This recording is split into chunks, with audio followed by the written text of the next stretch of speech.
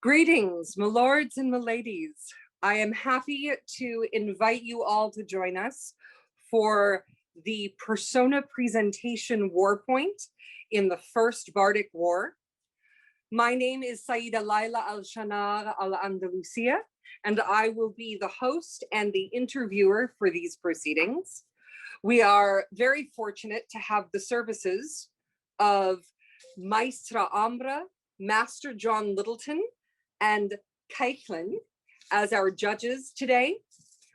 And this is going to be perhaps different from other events that you've had the opportunity to witness. The way that this is going to proceed is that each entrant will have approximately 15 minutes in which they will present themselves and where they're from and their name.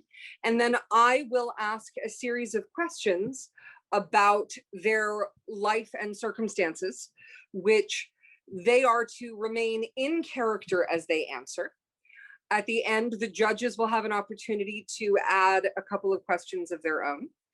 And that's roughly how this competition will be run. So we'll have 15-minute sessions for each of our entrants. So with no further ado, I am very excited to introduce our first entrant, Magistra Skaya Inyenhenech. Hello. Greetings, Magistra Skaya. We're so happy to have you with us today. Would you introduce yourself briefly and tell us your name, where you live, some basic information? As you know, I'm Skaya. Before I introduce myself, can I offer you some beverage from your travels? You appear to have traveled quite far. I would love a beverage. Thank you so much. Coming your way. Cheers. So I am Skaya, as you well know, and I was born in, I think the year was 1262, but I do not live in the place where I was born. I live in a place quite far away and much bigger, much more industrious in Strathcula. And I have actually just recently returned here with my husband, Johan, who is actually from Carleon and Gwent, which I believe Master John may be familiar with by the sounds of it. We've returned as unfortunately my father has passed away and my husband is taking up his business in merchanting and acquiring goods from abroad for the local market. We live with our one child who is nearing the age of 13. I myself am the age of 49. I've seen 49 years. And I am called Magistra in part because I inherited 3 books from my mother when she passed, who took great care to ensure that I knew how to care for books. Like most women, I myself don't know how to write. That's not really one of my skills. But I do know how to read, of course. And the books are filled with beautiful prayers and psalms, which I take great joy in. What a marvelous treasure trove to inherit. It really, truly is. You mentioned that you had moved quite some distance. Why did you move? Well, I moved initially when I was but 18 or 19 to live with my husband's family. It's quite customary when a woman marries into a nobleman's home to move in to her husband's abode. However, more recently, as I mentioned, my father, Kenneth, unfortunately passed away, and they had Johan, my lord husband, and my father had made an arrangement that my lord husband would take over the management of that business. Marvelous. How, I'm sorry, you have already answered that question. I'm going to move on to another one. Would you like some cheese? We're just sitting down to our midday meal, and I what kind of cheese do you have? Well, I have some hard cheese and I have some soft cheese. The soft cheese is from goats that we are raising at our home here. But the hard cheese is from the market. cow is where we get our Well, I milk would from love the to try dairy. the cheese that you make on your own farm. Which Oh, brings me certainly. to which brings me to a wonderful question, which is, can you tell me about what your farm produces? Well, we're not actually on a farm. Oh, all right. Give me more details. We live in the town center because my husband's work supports the market locally in having merchants come to the market and securing arrangements for them while they're here. We really don't have the opportunity to run a farm, to manage a farm. However, it is really important that a housewife is able to manage her household at the same time. So of course I have 2 goats, I have 3 chickens. I At this time of year, we're having our eel barrel made for us because of course the eels are now getting to that stage where we can collect them. And my husband so looks forward to eel pie in this season. And so we're just getting everything ready there. Now we do have some vegetation. Let me think. Some of our crop unfortunately passed away through the winter, didn't weather well. Mm. But we do have some nice crab apples for lovely jelly. We have some hops. We don't have a lot, but we do trade it for the short beer that I've provided to you today. Which is marvelous, by the way. Oh, I'm so glad you're enjoying it. And it's meant to be quenching to your thirst. So I hope it's giving you some respite from your travels. It certainly is. And I've come a long way. It's a very welcome way to be introduced to your country. Well, it sounds like you have a wonderfully varied array of foods available to you. And even in the city, you're able to make your own cheese and come up with a lot of the daily sundry items that you would need. That's wonderful. Now, let me ask you, you mentioned earlier that you have a daughter, and I'd love to know a little bit about your daughter. How old is she? But Aveline is approaching the age of 13. And so my husband and I have been in conversation about perhaps getting to know some of the local noble families who may have young men of marriageable age in, I would say, 5, 6 years, 7 years hence, just to ensure that her future is set for her as she moves forward. And I think this is really the time to ensure that she undertakes the lessons in learning how to be an able manager of a household, to be knowledgeable in the skills that are required to manage the many different ways that a household needs to be supported. And I think that I'm really excited. She has been with me her whole life. I've been very fortunate to have her with me. I didn't have to send her away for fostering or for any other training. It's been very fortunate. And so she does help me even now in the garden. What are her responsibilities around the house? So right now, her responsibilities are to prepare various things. So when we're preparing a meal, particularly if we have guests, such as yourselves here, she is tasked with preparing a lot of the first steps of dishes, where I might come in and finish the dish off to ensure that the more expensive ingredients are used in an appropriate measure, so that we don't, of course, run short of those measures in the future, and to ensure that we have ample quantities. So this is, as we lead into her more rigorous training on how to manage a household, she is taking on more and more tasks. She does milk the goats and she collects the eggs from the chickens as well, and is tasked with maintaining some of the garden. That's wonderful. So you said that you're looking at the young men who are in the area for some years hence. What is the typical marrying age in your area and in your culture? Right. So I understand from the more rural folks' family, the young women may marry a little older. And I also understand they actually engage with young men in a much more intimate way before marriage, which I'm not so certain about that. But, we mustn't pay any mind to gossip. I've been told that many times. We must not do that. So, um, young ladies of noble houses, such as ours, would look to marriage probably to actually make that contract and that move around 19.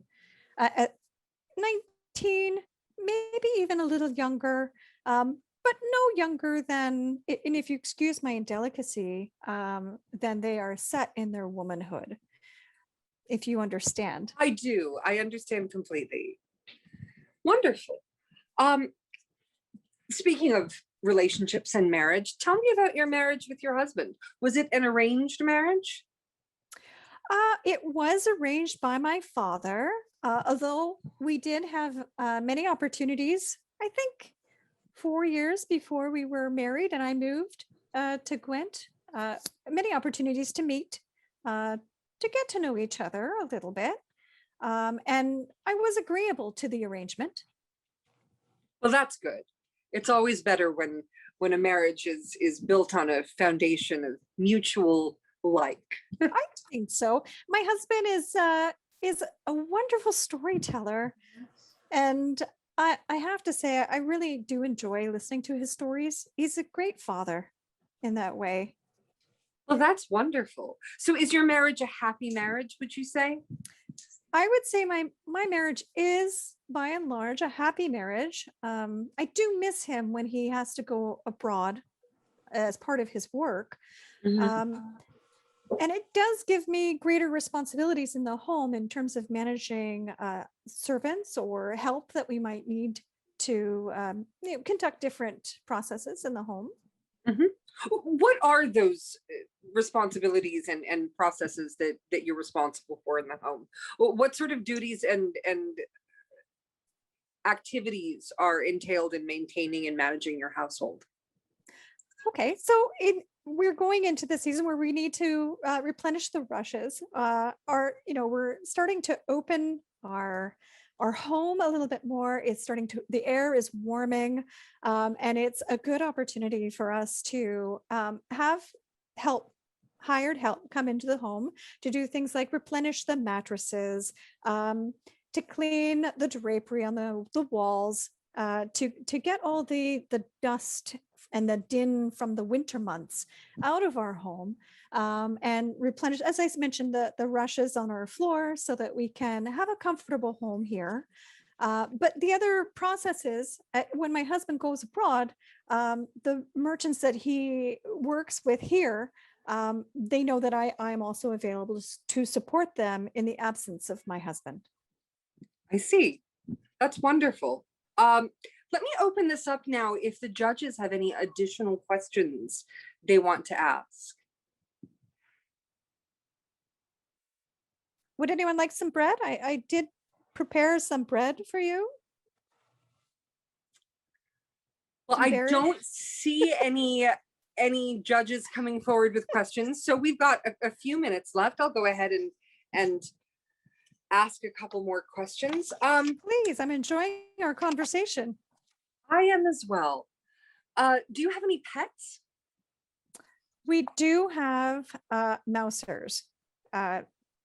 Living in the town, we do find there are rats and other pests. That is hard to avoid. It really is. And one of the challenges I find is it is challenging to keep them out of my kitchen.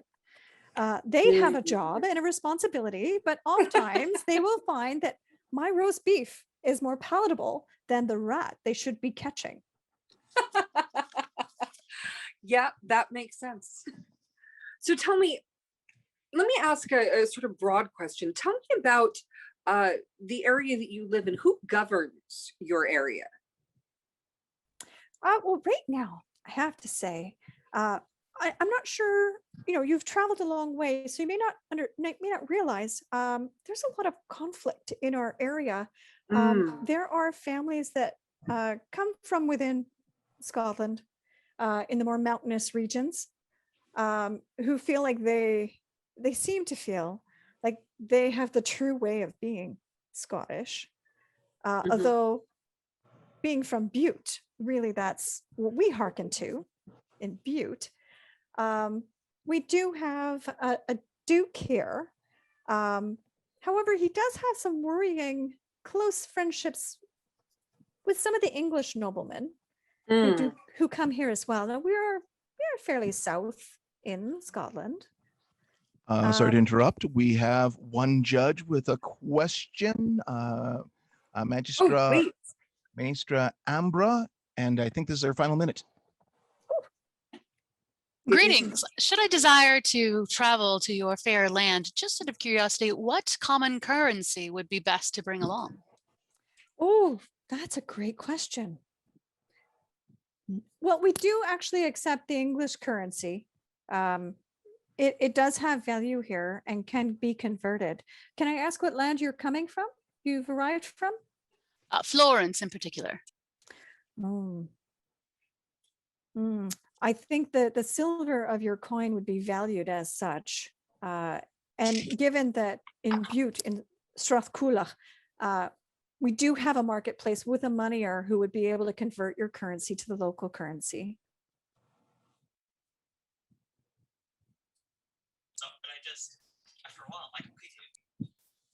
What was that? Oh, thank you. Oh, it sounded like there was another question coming from somewhere, but I couldn't quite hear it. It did. Well, I'm afraid we are out of time. It has been so marvelous getting to know you and eat your tasty cheese and drink your wonderful ale. It's been an absolute pleasure. Thank you so much for joining us. Well, I'll be sure to send you on your way with some bread and fresh cheese so you don't go hungry later, okay? Thank you. You have a lovely afternoon. Farewell. Farewell.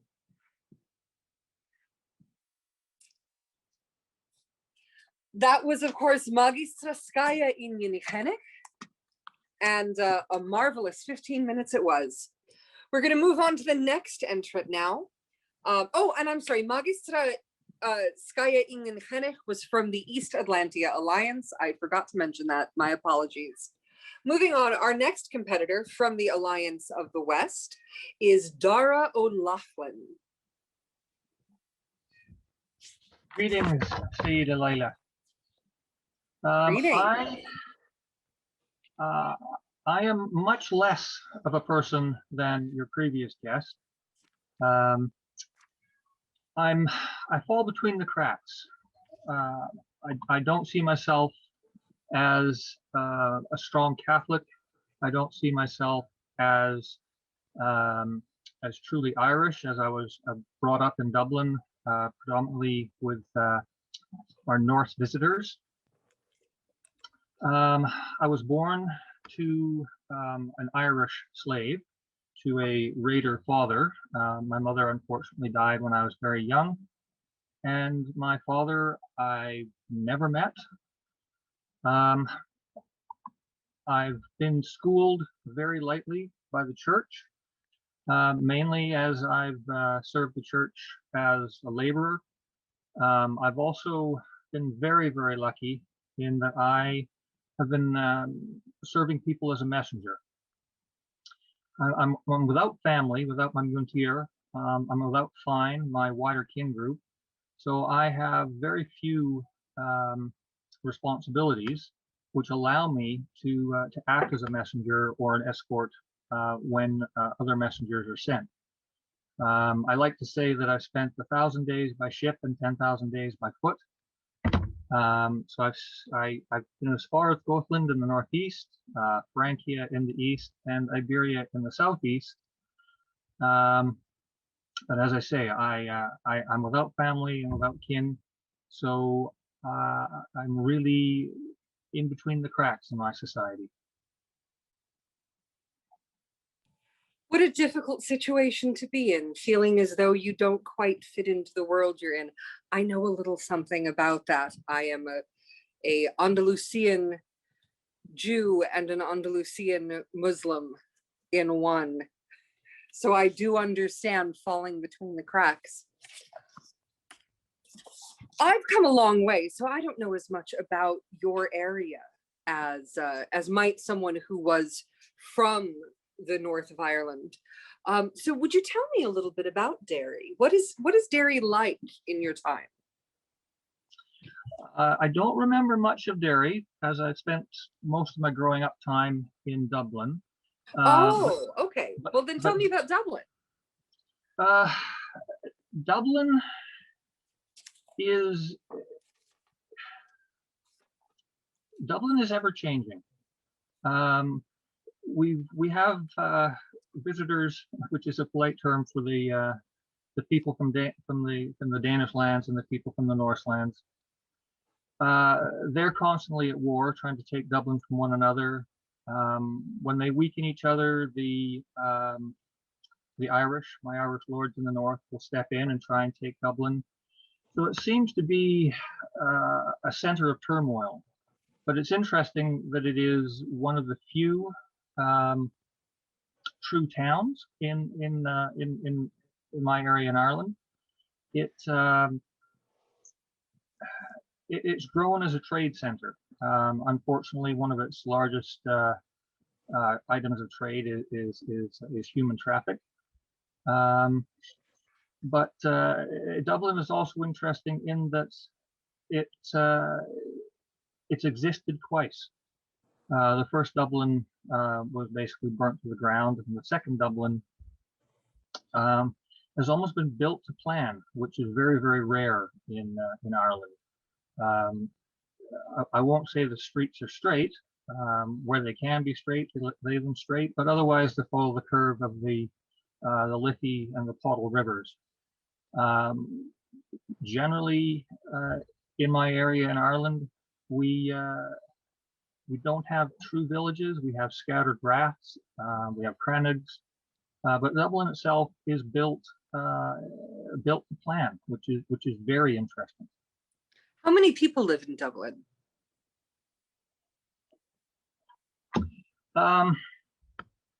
We would be 1,000, 1,000 who live immediately in the town. That might rise by half again, with traders, with farmers, tradesmen, craftsmen coming in from the fields and from the smaller raths and things around Dublin. So it's not huge by standards of what I've seen in Francia, but it's by far the largest population in Ireland at the moment. Interesting. Now, I understand that your family name has something to do with Vikings. Would you tell me about your family name?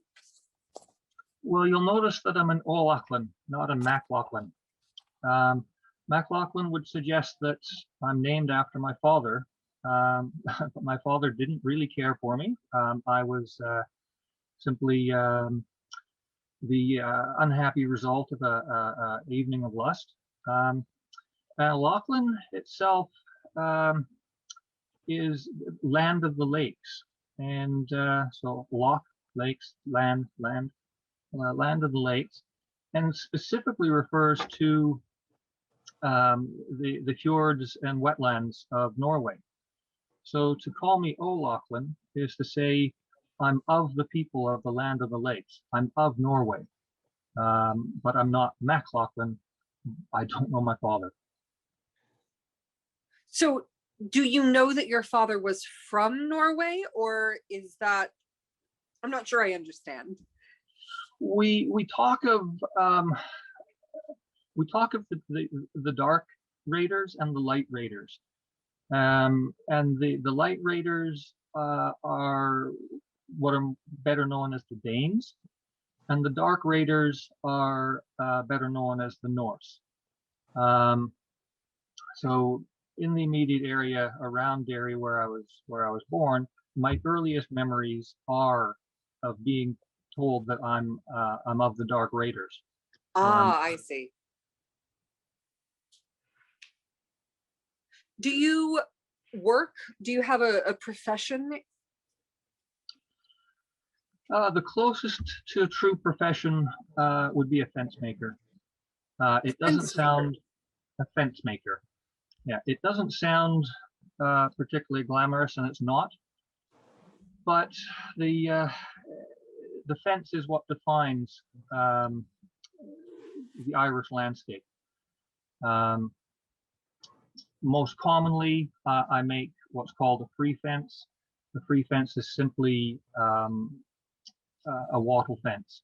I make them in panels. They get knocked into the ground, and they're very mobile. They generally used for mobile animal pens. I also do oak fencing, and the oak fences are predominantly to keep the livestock away from the fresh shoots of the coppice wood. So again, we're controlling our livestock. More permanent fencing that I get to work on, simple ditch and mound. Day after day, I'm taking dirt from the ground, piling it beside, and I might find I end up with a 3-foot ditch and a 3-foot mound beside. These are much more permanent markings. Declare this is so-and-so's land. And the rath itself, where many of my kinfolk live, not personal kinfolk, but Irish folk live, it is defined by one of these, a circular ditch and mound, and they will often put ramparts, wooden ramparts on them, usually simply a wattle fence. They're by no means defensive, but it keeps the neighbors from being nosy, and it keeps the farmyard animals from wandering off. How did you learn your trade? Everything was learned on the job, and the method of instruction was generally, you don't do it that way, you fool. So yes, lots of abuse when I did it wrong, and lots of being ignored when I did it right. Well, that doesn't sound pleasant.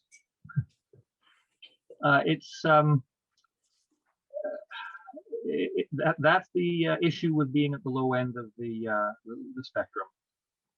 I understand.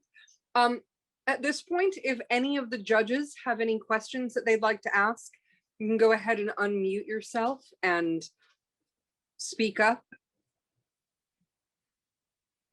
If you're not sure, I'll continue asking a couple of questions, and then you can interrupt me if you have something. So Greetings. Two people spoke of at once. Let me call on Kathleen. Dara, do you live in the inside the Pale or outside of the Pale in Dublin? Outside the Pale. I have no cattle to give me any worth or value, so I'm beyond the Pale. Thank you. Umbra? Greetings. By what body of water are you most likely to find imports into your land? We have a sea that lies between Ireland and the Angles and the Picti, and most of the imports come from the north end of this sea between our islands, as most of our trade is generated by the Norsemen.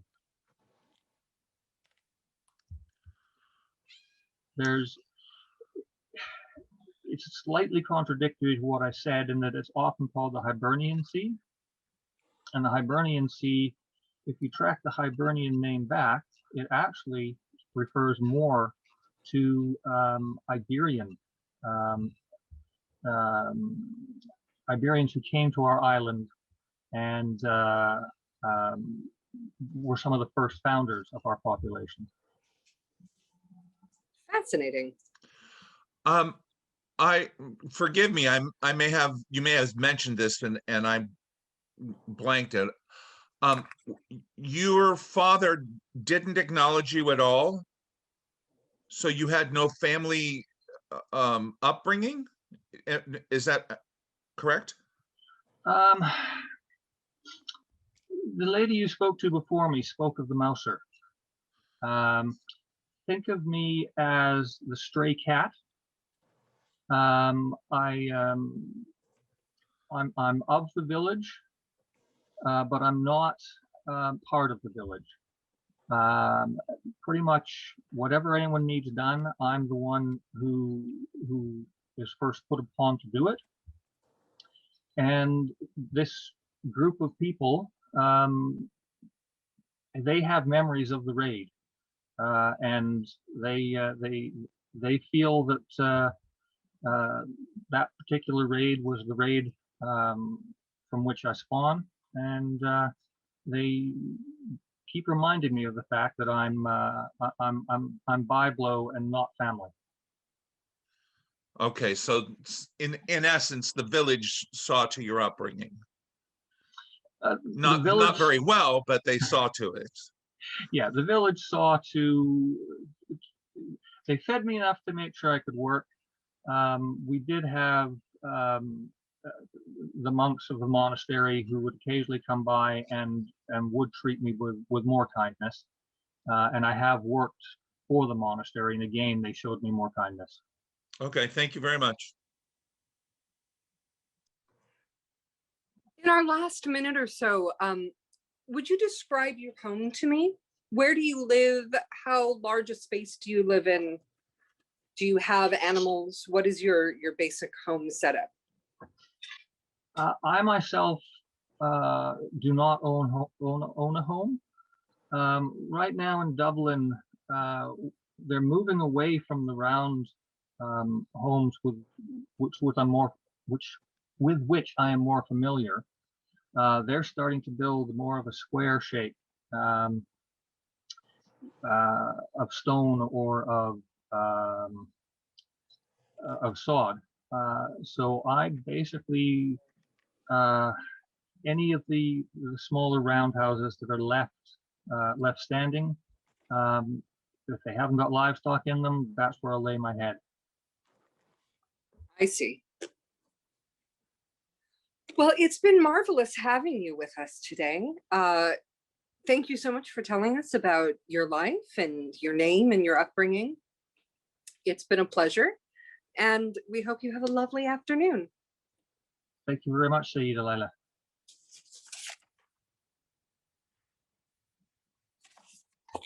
That was Dara O'Loughlin from the Alliance of the West. Sorry about that. And next up, we would like to invite Angus Folksinger from the Middle Alliance. Good day. I'm cried Angus Folksinger, and it's now spotlighting me, which I didn't notice. It distracted me momentarily. I'm cried Angus Folksinger. I should be called Angus Aldfart, as I come from a long line of bards of the Aldfart name. Now, aince upon a time we had a grand estate, at least by backwoods Scottish terms, on the northeast shore of Loch Shiel.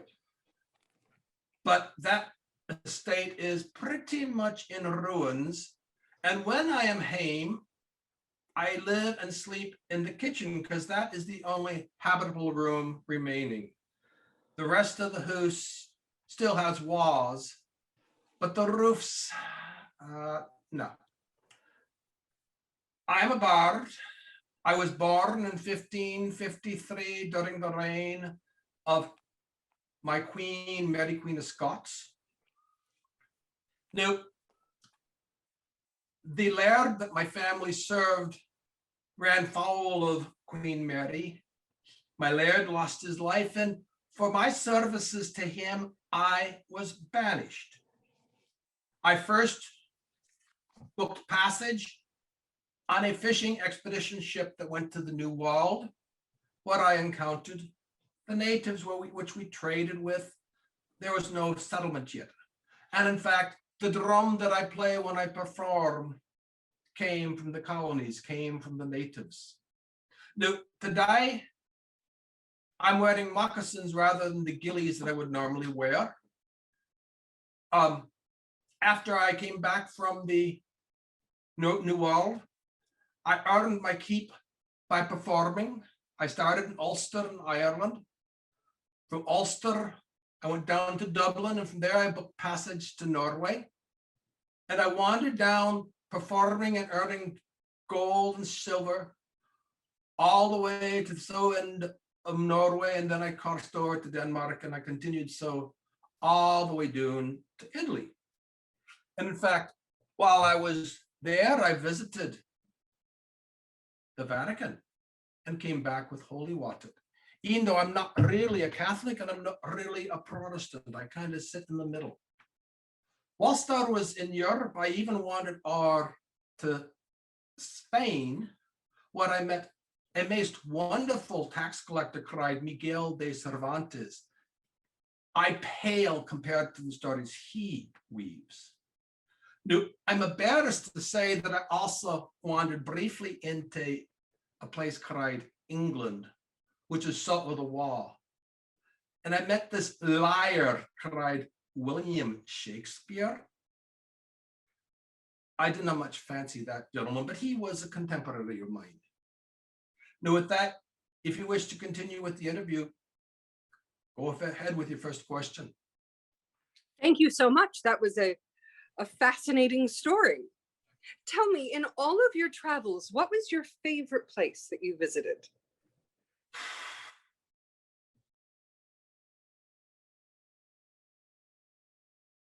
You know, there was a saying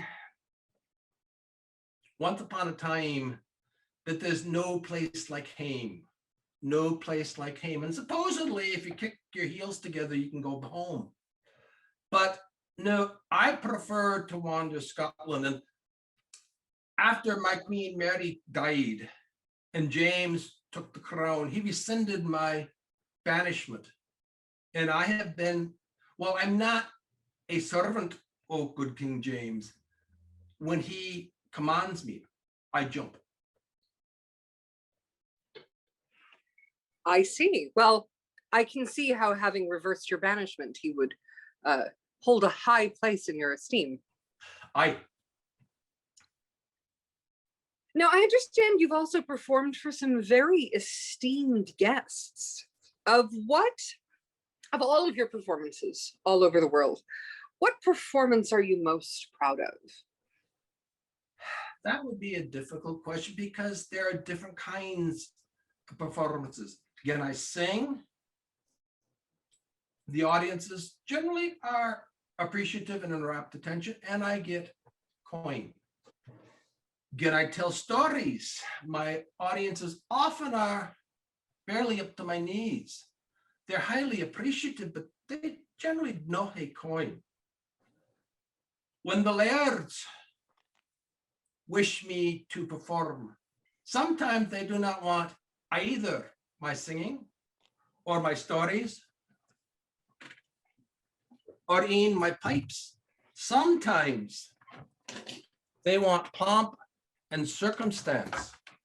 And I pull out a trombone that I acquired when I was doing in Italy because the royals like fanfares. No, the truth of the matter is that I marked the most cane from the villagers.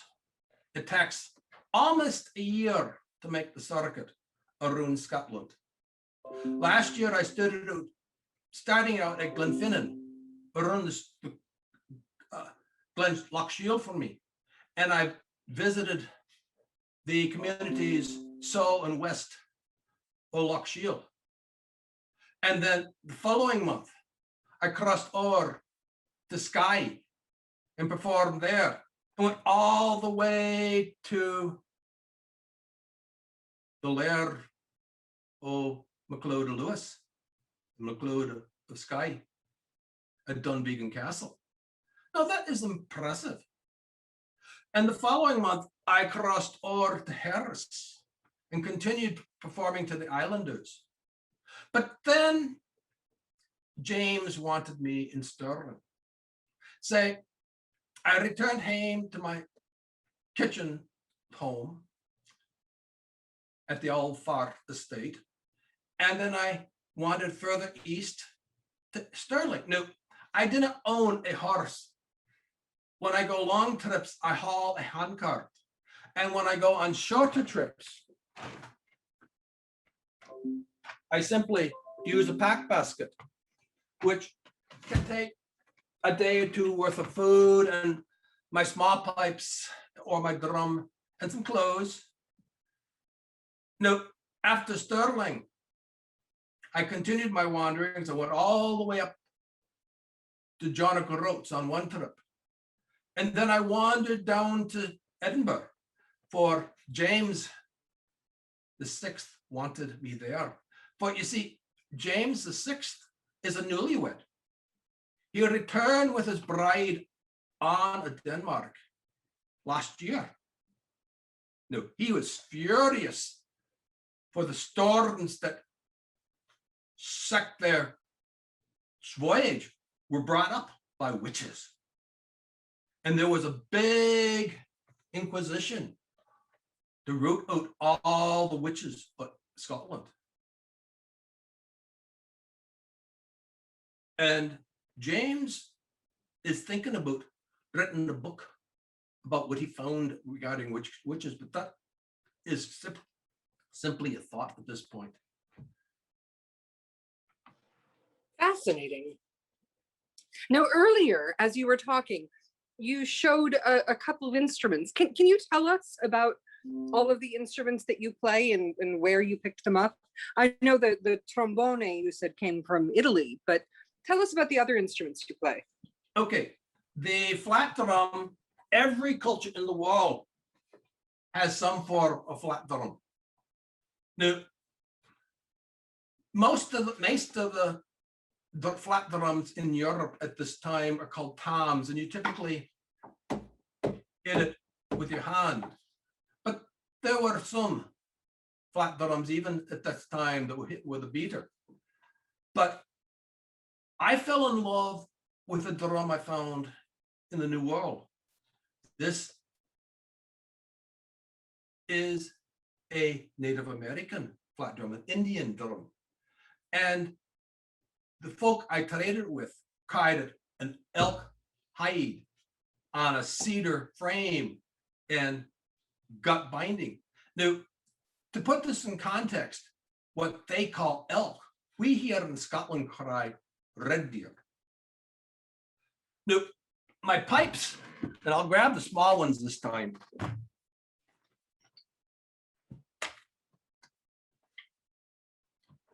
Are traditional to Scotland. They say that when Robert the Bruce was crowned, Hey Tootie Tatey was piped by his royal pipers. Now, I do not know if that's true or not, but that's what they say. Now, my pipes are an anachronism. I had true 16th century Scottish pipes that have ein or twa drones. These have 3. But because I pipe in mundane environment as well as in the SCA, I use my mundane pipes.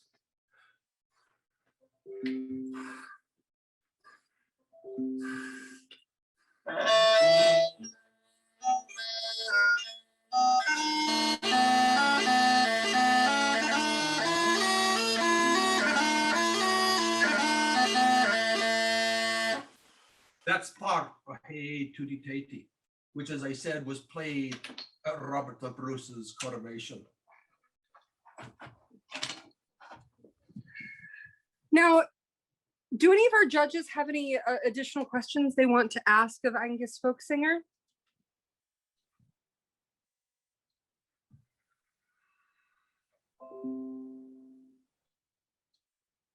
If you do, just go ahead and interrupt me, unmute yourself, and push right in, and we'll let you go ahead. Did you finish telling us about the instruments in your array, or are there more instruments to tell us about? Well, I have great pipes and small pipes. I only played the small pipes. The difference between the great pipes and the small pipes is the great pipes are the signal instrument. And at 3 o'clock in the morning, if raiders are coming from the next glen, a piper will pipe up and it can be heard all across the area. And it's a signal for the men to grab their swords or their spears and their shields and rise and defend their lands. My pipes can be heard half a mile away, a mile away. My small pipes are indoor pipes. Sometimes they call them shepherd pipes. It's about the volume of 4 recorders.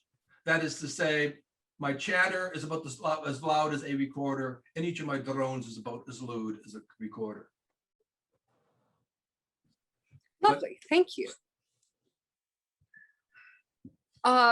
In our last couple of minutes, unless there are any more questions or any questions at all coming from the judges, let me ask you, what do you do for fun?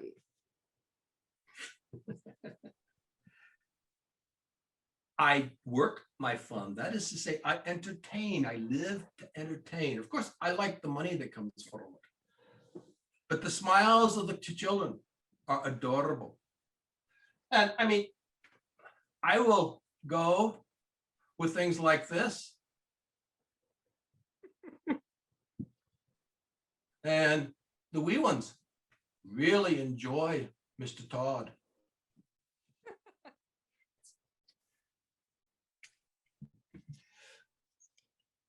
Well, it's been marvelous having you with us, Mr. Angus Folksinger. I will stick with the more formal version of your name for the purpose of this interview, which is a rather formal interview. It's been a pleasure having you with us. Thank you so much for telling us about your travels and all of your instruments. Absolute delight. Thank you very much.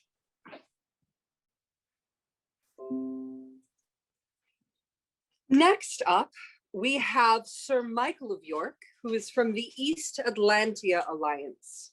Sir Michael of York, will you join us? Here I am. Pleasure to Hello, meet you. it's marvelous to see you. Thank you for inviting me to this lovely estate. It's a lovely place you have here. My name is Sir Michael of York. I'm from Yorkshire, England. The current year is 1257 by the common count, which is the 42nd year of the reign of King Henry III, which is the way it's kept in the records. And I was born very early in the century, shortly after the death of Richard of Lionheart, then King of England. And I'm a knight in direct fee to King Henry because York is a royal domain.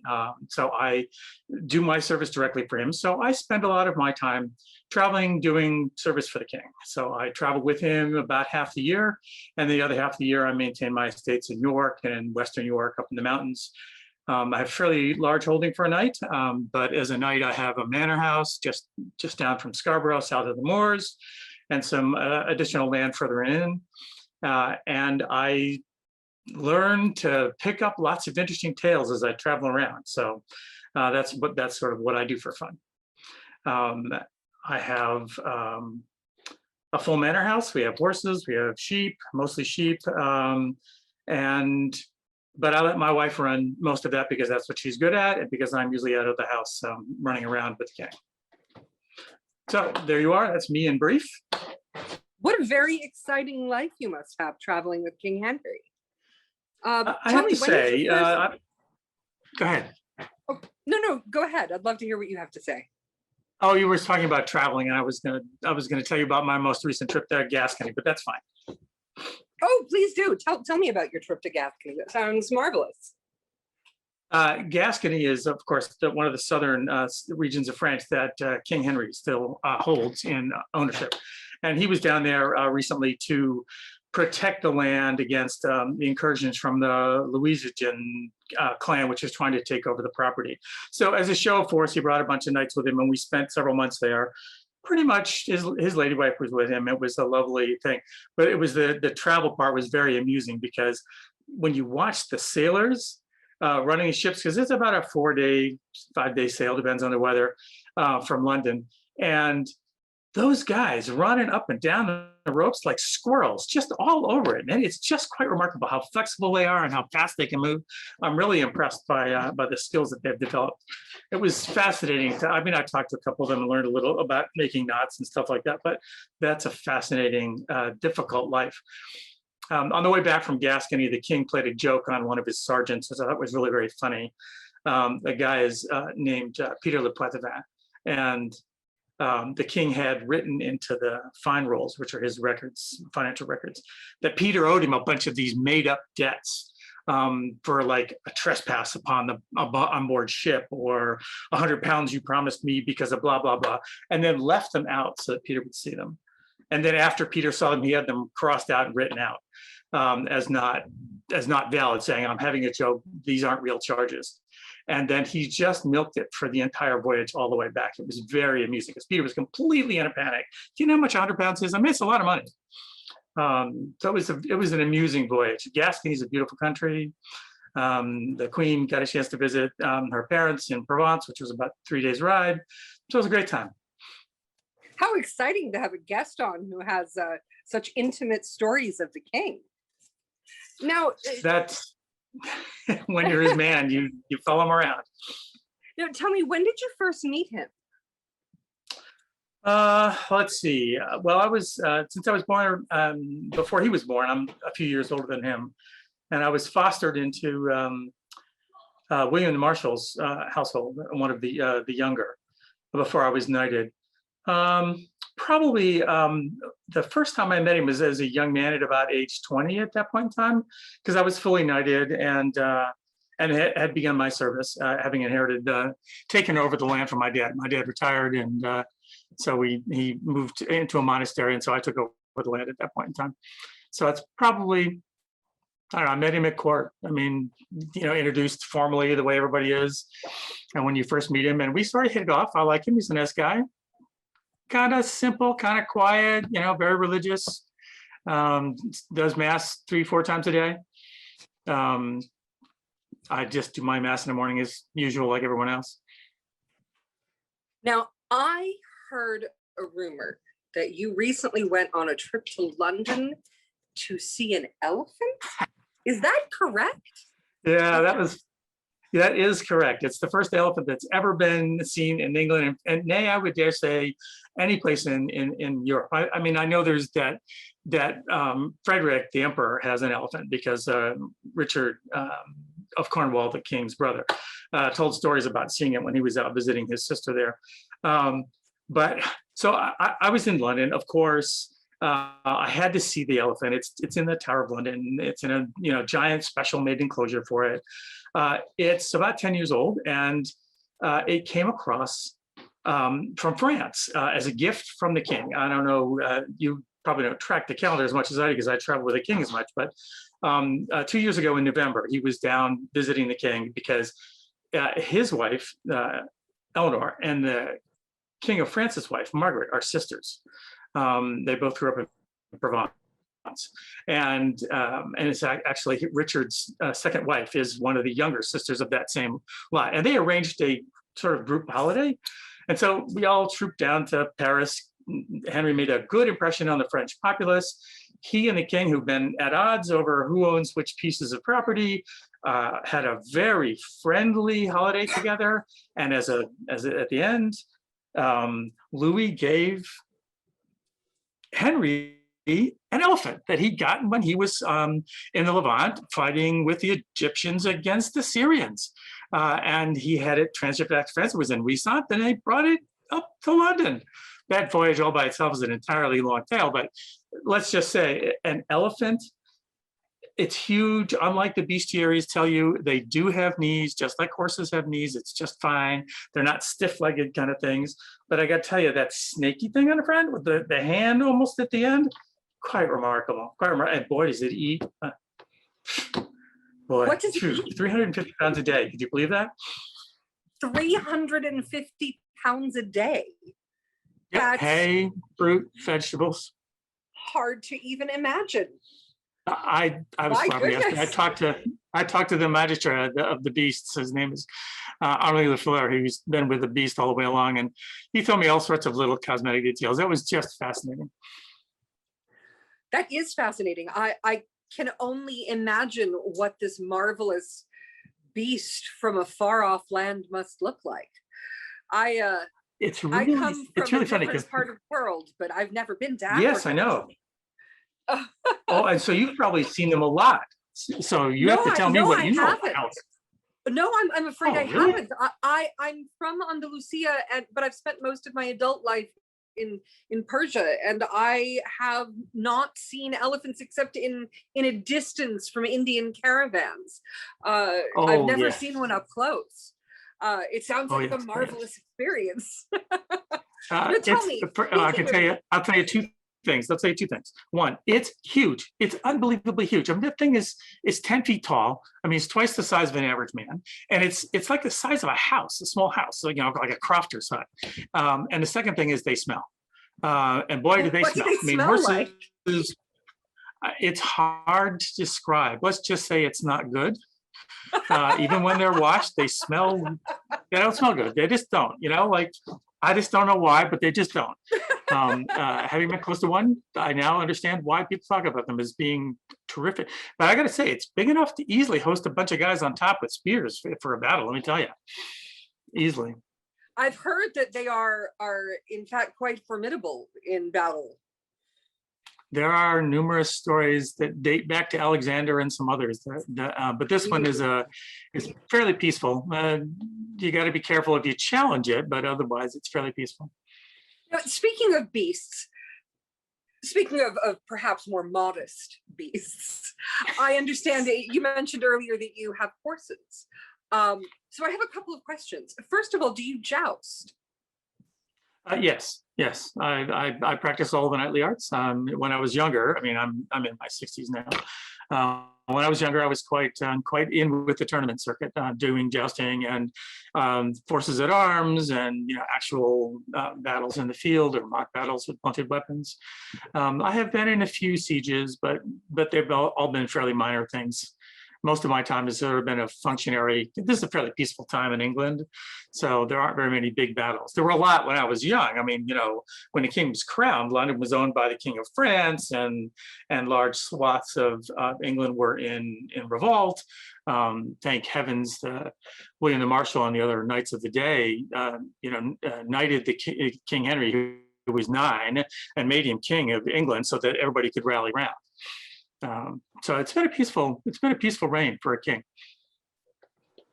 That's really a pleasurable way to spend your older years, I would think. I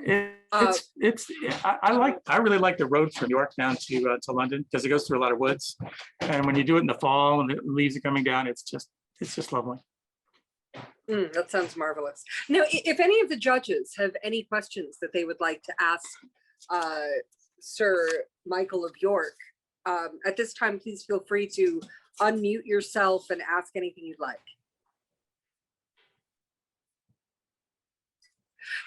If no one speaks up right away. Oh, there we go. Of the horses that you ride, which do you find are best suited for jousting and that sort of activity?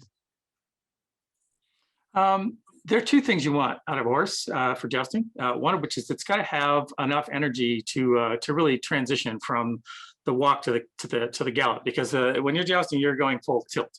And the second thing you need, so it has to have a lot of strength and a lot of build. So I prefer a larger horse. Some of the European horses are much bigger than the ones that I have. Mine are now mostly for the younger squires in my area, and they can't handle a big horse like I can. And the other thing you want is a very clear attention to detail, because you have to be able to talk to your horse. So it's more about the bond between you and the horse in terms of how you sit your seat and how you use your legs and your spurs to control the horse. It's not as easy as it looks, I have to say. But I would say, I don't know, There are really large horses in Europe. Percheron, I think, is one of the brands that I've heard of. I've never ever seen one up close, but I hear that the big battles use those horses for their charging.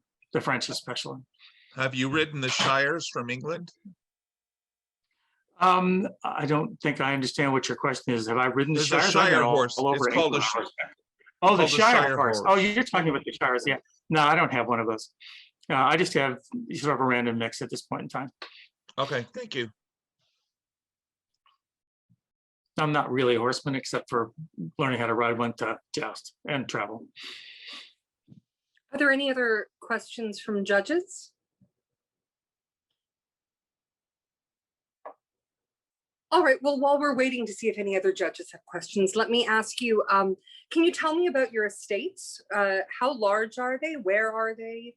How Sure. many people live there? Right. All right. So I have my main manor house is about a 200 hide, which is several hundred acres of land just west of Southborough, so of Scarborough. So we're in land about, I don't know, 20 miles from the sea. So we're not, subject to the rough waves and the rough weather that comes in, but we get a lot of the rain and stuff like that. So the fields are very fertile.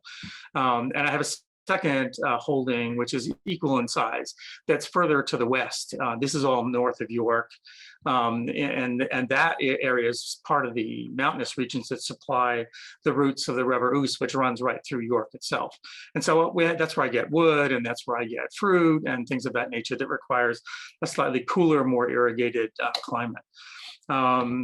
My household is sort of average for a night. I have a dozen crofters, another dozen, or for a large night holding is mine.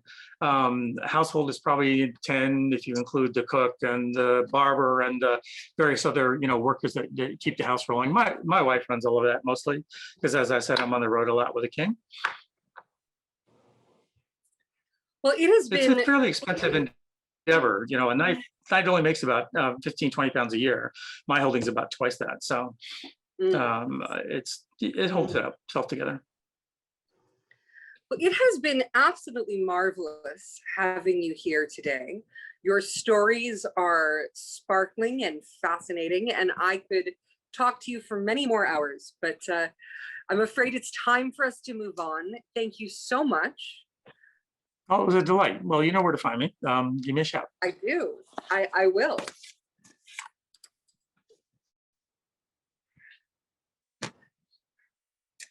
So that was Sir Michael of York for the East Atlantia Alliance. Coming up next, we have Scald the Strife Maker from the land holdings in the new lands of England, and will be as accurate as anything up to Doomsday. So I know what you're doing. Appreciate it. Good work. There are some vagaries coming in, and yeah. So I am we're just establishing that here. I am known Scald. Was born in the town of Rachi down in homelands back home in Normandy. As you know, I came here with His Grace Duke William when he claimed his rights to the English throne from the usurper Harold. And fun fact there, I killed him, right? I killed King Harold. Me with an arrow. I saw him there. He was in the press. He was surrounded by his men there. It was just that shield wall opened up a little bit, and I just dropped it right in there, hit him right in the eye. And that's what. Well, that's a very bold assertion to make when it's the true, current king does claim to have slain him himself. Does he not? I'm not going to dispute him. I mean, I, as the Duke's man, would of course defer to him there, as that I did it on his behalf, so he may make that claim. I will not dispute that, but he was not quite so close. It was through me that the Dukes killed him. Now, I understand this has something to do with your moniker of Strife Maker. Well, it's obviously a very noble thing to have killed the usurper Harold. So I definitely understand that others want to lay claim to my glory. And I just won't have it. I mean, some lesser people or some more moderate might just let it pass, but it's not something that can be going. I mean, the heavens watch us, and to be truthful and forthright is indeed a virtue. And were I to let a lie stand, that would not behoove my reputation or my standing with the Almighty. I see. Well, I appreciate your attempt to speak with honesty and forthrightness.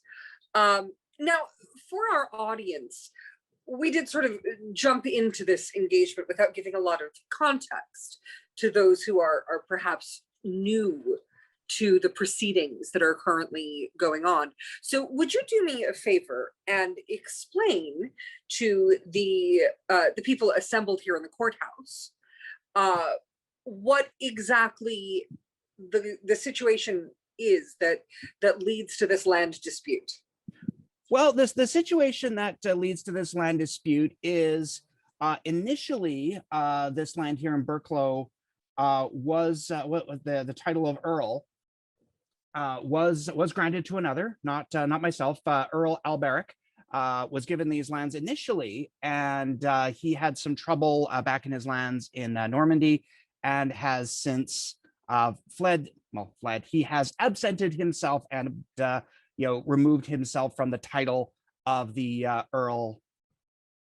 So what has happened there is Robert de Vito has granted me this property, this castle that we are currently constructing, and I am in charge. We just have to go through the courts and get everything signed and sealed. And as I said, in Brinklow and as in everywhere else here in England, things are just a little chaotic and move slowly. So we have to just accept that and go with it. It will come out in my favor. I have zero doubts on that.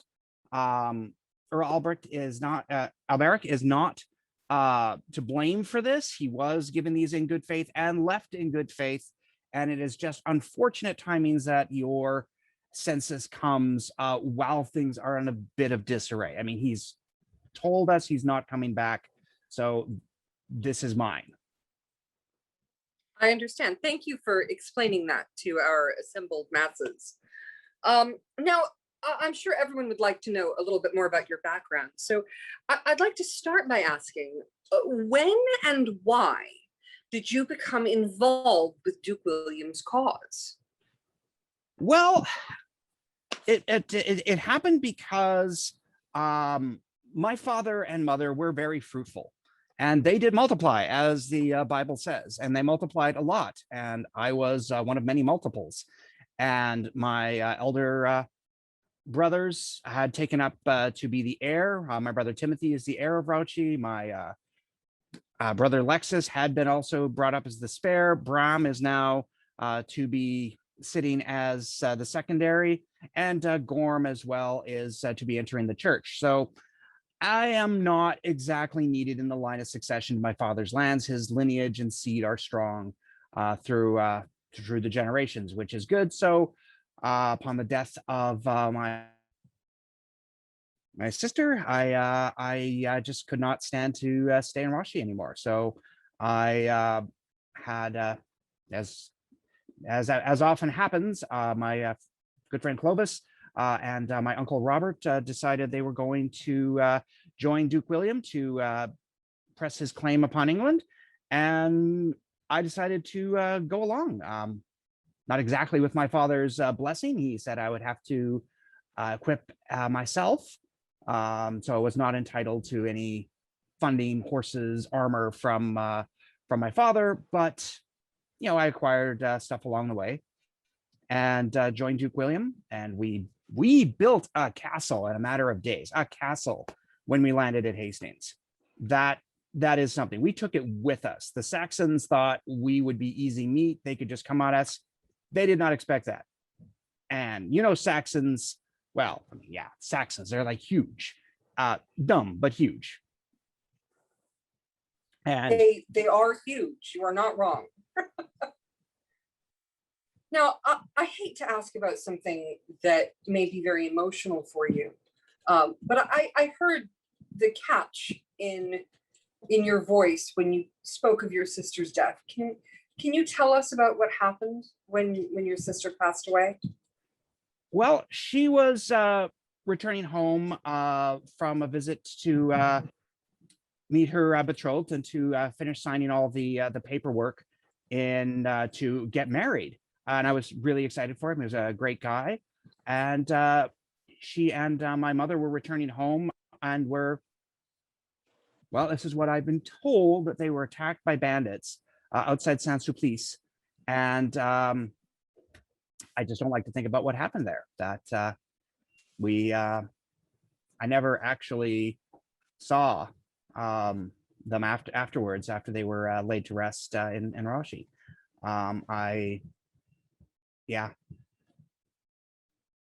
So it just hit me, and I was inconsolable, and I went sadly into drink and other vices.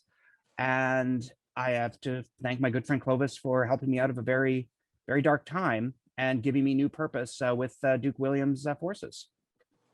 I'm so sorry that you went through that, but at least you have come around to the other side and have built a wonderful life for yourself. Now, tell me, since we're talking about your sister, you also mentioned that your parents were very fruitful. And I understand that you have a number of living siblings still. I do. How many siblings do you have? Well, I mean, well, I had 5 brothers and 3 sisters. Of my 5 brothers, 3 remain alive. And of my sisters, only my sister Margot still lives. I see. Are you close with your other siblings? Somewhat. Time and years have been not as kind as we'd like. I do have lands that I've acquired in Brick-Quebec and Normandy. We were allotted, of course, lands here as thanks from His Grace to secure his throne and for helping pacify the Saxons, who, as I said, aren't very intelligent and kept trying to hang on to old ways and old rulers. And we had to do some convincing. And some of them were really stubborn. So I did receive some lands in Brick-Quebec. I have not been back to Normandy since the invasion. I do correspond with letters. And so I know roughly what's happening. And I do intend to make it back to Rashi and Bayeux to see them. There is a great cathedral being built in Bayeux that His Grace has commissioned to atone for all the dead at Hastings, and I would really desperately like to see it. It would be probably one of the holiest things I would have laid eyes on. Marvelous. Thank you. Thank you for giving me all of that context. That's wonderful. Now, if the judges have any questions at this time, you may feel free to unmute yourself and ask anything you'd like of the Honorable Lord Scald the Strife Maker. I'll take a moment to see if anyone's going to speak up right away. I'm happy to take any questions. As I say, my claim is legitimate, and I am open book on this one.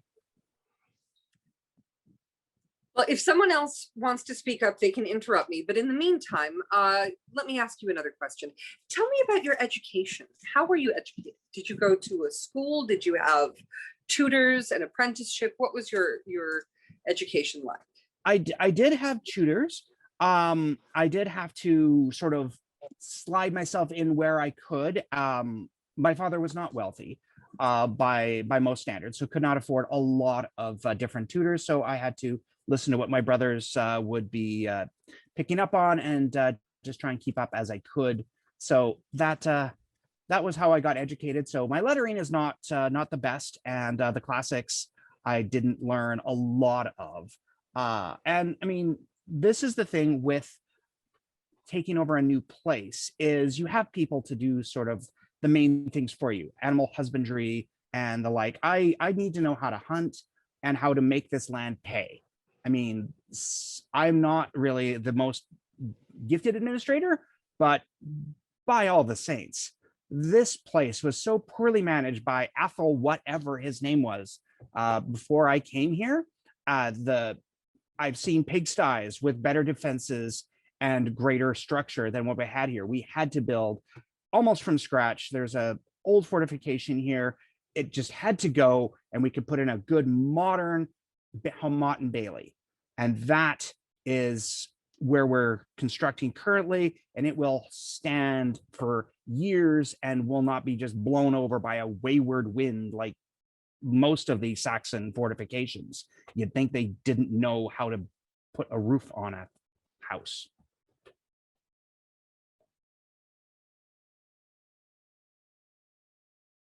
I'm sorry if I have a little bit of a low opinion of my new neighbors, but we're working on it. I need to get married to one of them soon and establish a line here. I understand. So your part of your assertion and part of your claim here also includes that you have improved the grounds that you were given and improved fortifications and that sort of thing. Is that correct? That is correct. As beneficial as Duke William and us have coming here have been, and reasserting proper rules and proper laws here in England, there just are a lot of unappreciative people who seem to want to hold back to older times that really are less efficient. And it's really just boggling to the modern mind how Saxons can live in such squalor and with so little rules. And it is our duty under God to make sure that this land is improved and made better. And I take that seriously. And unfortunately, if some people just are not willing to keep up, we'll have to pull them along. Understood. Well, this has been a very informative session. It has been a pleasure speaking with you, Lord Skald. Thank you so much for taking the time away from your busy schedule to be with us. Oh, always happy to talk to you. If you have any other further questions, remember, Brinklow belongs to Skald. Okay, that's what you got to write down. We will keep that in mind. Thank you so much, sir. Oh, well, that was informative and fascinating. I'm sure you'll all agree. Up next, I would like to invite Kraku Haller Gunnarsson, who hails from the East Atlantia Alliance. Welcome, Kraku. Good to you all. Goodwill greetings. I did not expect so many. And alas, I cannot offer you proper hospitality today. Our house is in turmoil today. Our daughter's home, not far from ours. They had a bit of a fire during the night. So I have all three of my grandsons running havoc through the house today. So I'm here outside my barn, and I am, alas, with no mead for myself, let alone to offer guests. But good day to you. I am Jacob Gunnarsson, called Kraku Haller. My family lives perhaps a short walk south of the river that feeds into the Big Bay, somewhat south in Cataness. We are loyal to Jarl Torfeinar back in Orkney, despite what that King Constantine may say. I am in my 61st year. I am a farmer. I'm the headman of our steading. We have about 6 or 7 families that make up our community. I am married, a very good woman for many years. We have 3 children. So far, 4 strong grandchildren. Some of them are too strong, as they will learn when Papa comes to speak to them soon. But yes, we are south of the river, near the bay. We call Vic. Some of the folks that visit from the south call our village Wick. But I have to work very hard to make that woo sound. But I am in somewhat disarray today, so please ask me what you will, and we will visit as we can. I know you cannot stay long, and I thank you for that. Well, I understand how having children underfoot can make it much more difficult to carry on this sort of an interview. We will be patient with your circumstances, I assure you. I am most grateful. Now, you tell me that you live on a farm. You also grew up on a farm, did you not? I grew up on a farm and spent some time away. My father Gunnar Snorreson, he was born in a village called Skåne on the eastern shore of Trondheimsfjord, back in Norway. And he had spent most of his young life on the farm there and then went to sea. Went as a common worker, eventually became steersman, holding a vessel in thrall to his lord, traveled all across the north to the Nordria, Sudria, Orkney, down to Man, across to Ireland and back. And that's part of how I came to be here in the north of what some of the folks to the west call Alaba. It's home to us. But I was actually born here for my father when he was perhaps close to 30 years. They were driven ashore in the bay here, the Vic as we call it, by a very vicious storm. And their Nar was damaged and he was injured. And when the Nar was able to return home, first to Orkney and then to Trondheim, he was unable to travel with them, so he stayed. And the daughter of the family that cared for him, because he had done trade with them, no raiding. He had come for peaceful trade. He became quite smitten with their daughter. They called her Magrid. And Magrid and my father Gunnar eventually became a family.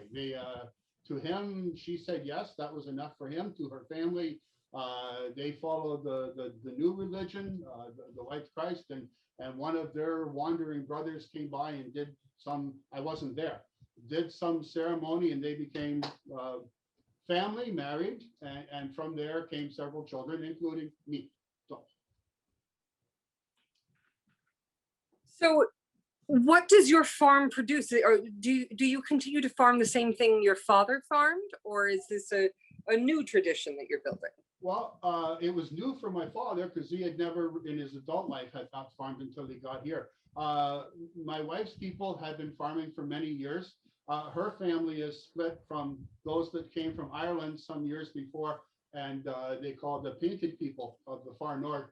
So that's, her family has both of that there, and they have farmed. We grow things, oats, barley.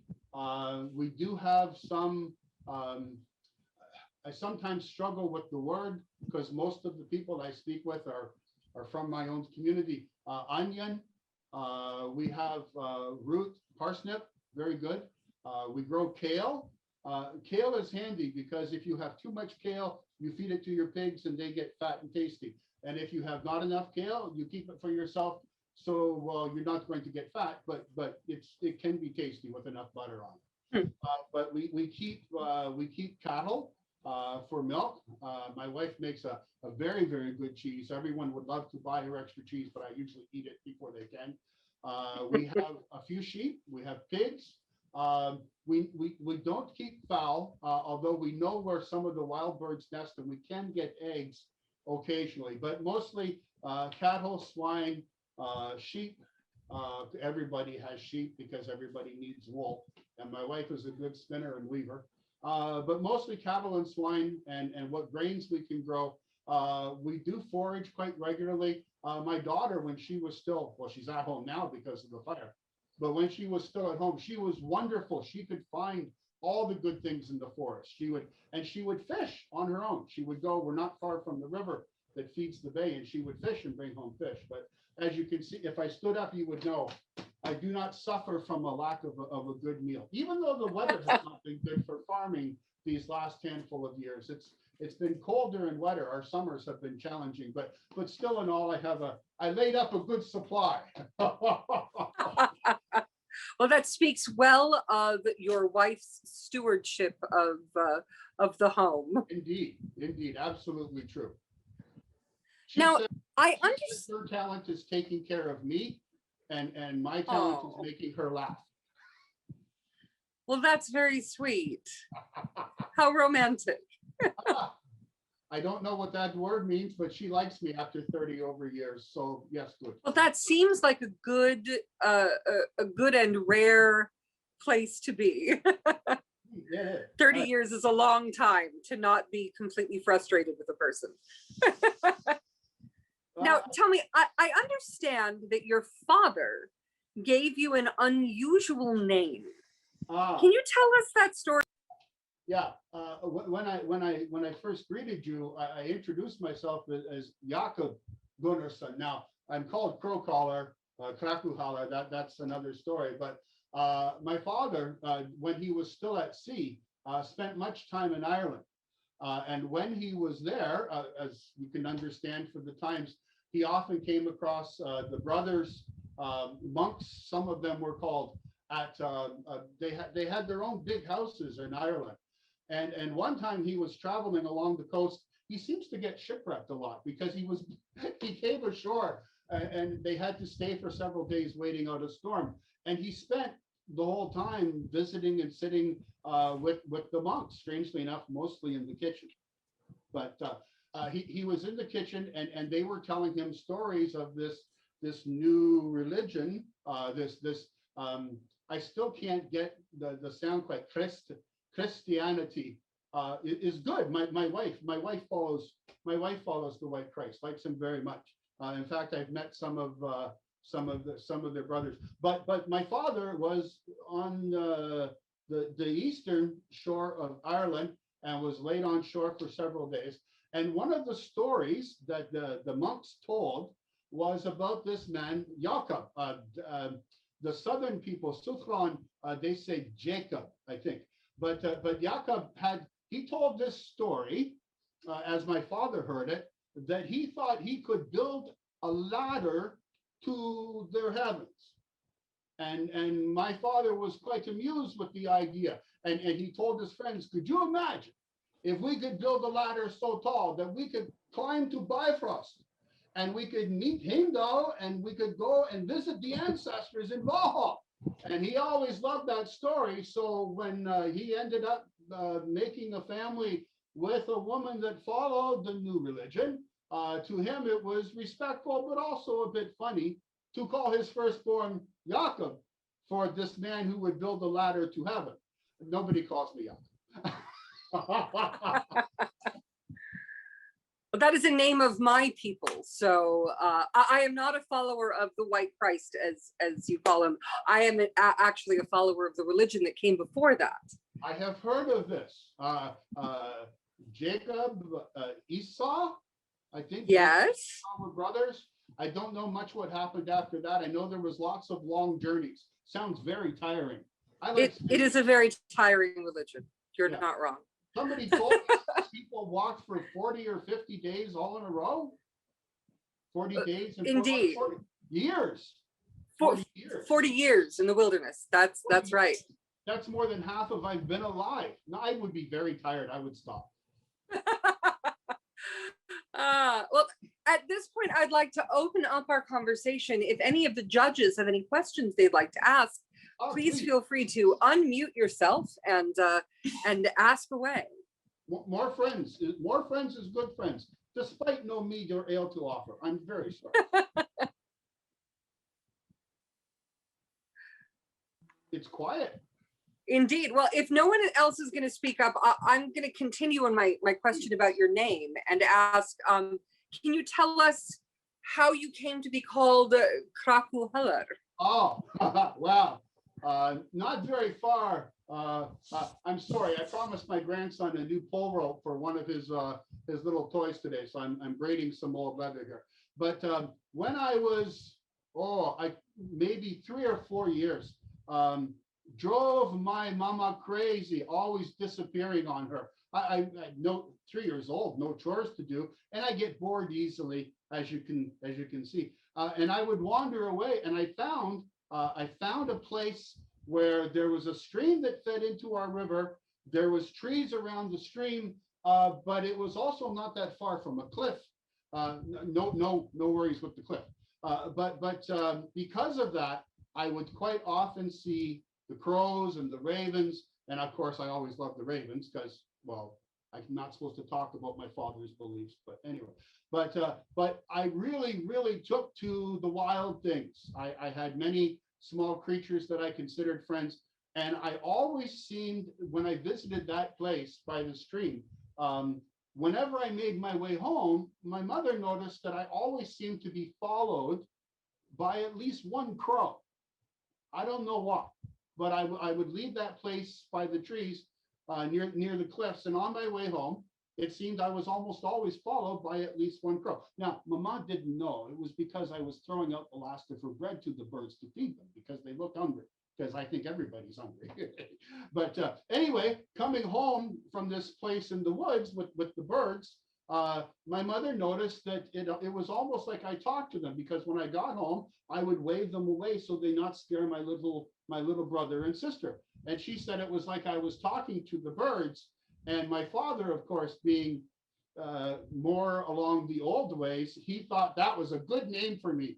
So he started calling me Krakuhela, which is crow caller, although I don't call them, they just show up. But it stuck. And my little sister, my youngest sister, she could never get her mouth wrapped around Jakob, but for some reason she could say Klaku. So I became Klaku to the family. So Klakuhala is where that name came from, crow call. What a marvelous story. Thank you for telling us that. It's a charming story. I didn't write it. It just kind of happened to me. Well, it has been an absolute pleasure having you with us today, Krakuhalar or Jakob. I understand that you're heading north up towards Cannesbay. Perhaps on your way back, you could stop by again, and perhaps our daughter will be back in her home, and we will have room for you and your friends. And I promise I will not have an empty horn then, and we can have a proper visit. That sounds like an absolutely lovely weekend for us. So I will see about making those arrangements. Thank you so much for the kind offer. You're quite welcome. Safe journey to you all. Goodbye. I know. I got to go see the grandchildren. Well, that was an exciting visit with Krakuhalar Gunnarsson. Now we're going to head to a different part of the world. We're going to head to Italy to meet with Antonio di Sporza. We're very excited to have you with us, Don Antonio. You are the Marchese di Maliano, is that correct? Intrusi! Intrusi! Oh, voi, intrusi! Voi domati! Is that a garter? Is that the medallion of the Order of the Garter upon me? I'm sorry, I don't think I understood what you said. The medallion. The medallion? The Order of the Garter of the English. Tell me of this medallion. I know not of what you speak. Aye.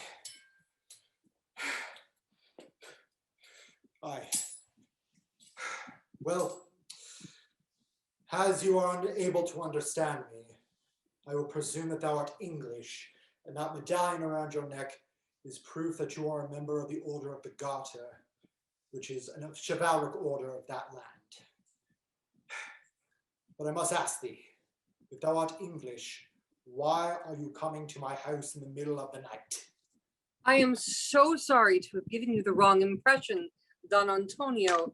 I am in fact not English at all. I am from Andalusia and I currently live in Persia. But I did in fact come across this medallion as it was given to me by a patron. I apologize if it has inflamed some feelings of which I do not know the cause. I truly do apologize if I have startled you in any way. It is forgiven. I shall forgive it from now. But you must pardon my particular outrage. It is not particularly common that we have visitors late at night with weapons on their hips coming. Yes, people wear swords in this particular world, and that is the status of rank. So if you have freedom to travel, you have freedom to be armed. However, coming to somebody's house in the middle of the night, particularly when it is known that they have had multiple assassination attempts in the night as of late. I am so sorry. I do understand that the state of the city-states is such that there's a great deal of intrigue and danger in the streets, but I am new to this locale, and I don't know the intricacies of these societal issues. Can you tell me what is the governance of this region, and how does it allow for so much danger and so much crime? Well, where you stand now is the Marquisate, or Machiavelli, as we would say in Italia, of Maglioli. We are in the southern part of the Grand Duchy called Tuscany, which is, while free in all but name, a vassal of the emperor up in, I believe, Vienna, or one of those particular areas in Austria, as that part of the family rules it all. Now, I must admit we are more stable overall in terms of the city-states. However, our lands have been ransacked by Spaniards repeatedly, or at least mine have. I am a member of an ancient family that has once ruled another duchy, particularly that of Milan. Now, I do not know how much ties you have to the current rulers of Andalusia, the King of I Spain. assure you, I have none. I am, in fact, my mother is a Jew and my father is an Arab, so we have long since fled Andalusia and have virtually no connections back home, but for a handful of family who remain in hiding. So you need not worry about my political connections. And I assure you, I share your disinclination towards trust of those in governance in that region. That is much reassuring, so I thank you for that. But to elaborate on why I ask, the Spaniards ransacked Milan with a number of waves. First, there was a French wave, then some of the emperors up north tried to do it, then the popes, then wave after wave of other European powers, the most brutal of which were the Spanish. They drove my family out, and they took over the county of Santa Fiore, and eventually my father became a marquis, or a marchese, as we would say. I am using the English variations, so please forgive me for that, because apparently Certainly. I understand this tongue as opposed to my more native one. So using that, and presuming this because I was expecting English ambassadors within a week's ride from here. So trying to figure out if people had done any dirty or if they were just going to do dirty themselves. Because yes, they repel the Armada of Spain. Does that give them the right to then march into my house and cause a ruckus in the middle of the night? I don't know. But it be how it be. Our Grand Duke is Fernando. I butcher that name, I do not know, but Fernando would be the English variant of it. He is the son of Cosimo I. His brother was on the throne for a while, but both of them have sadly passed. We're calling our Grand Duke from the cloth. He was a cardinal forever, but had to step away in order to rule this land and give it heirs. So that's the state of government. I see. So you live in a tumultuous time politically, it would be fair to say. I see. Now, my understanding of Italian politics is that there are many political factions vying for for dominance in most of the city-states. Are you or your family involved in these political factions in any way? Nay, I am a loyal retainer and a loyal courtier to the Grand Duke, for he has elevated me from my more humble state. For you see, my father was the last Marchese, but I have no idea who my mother was. All I know is they were not married, and I was born a bastard. I see. I don't know if you are sensitive to that word, as I know many are, but I proved myself in battle. The current Grand Duke elevated me from being a humble bastard to be eligible to inherit my father's lands when he passed, and that is how I am today. Many do not appreciate the fact that my lands or my name are now in the hands of a bastard, and so trying to kill me.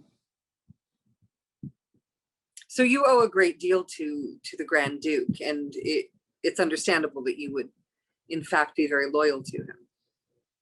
Indeed it is. I owe my livelihood, and all No, of it lost it. I'd love to ask you about something a little bit less heavy, because I understand that obviously your life is full of excitement and danger, but you also live in a time of many, many great thinkers.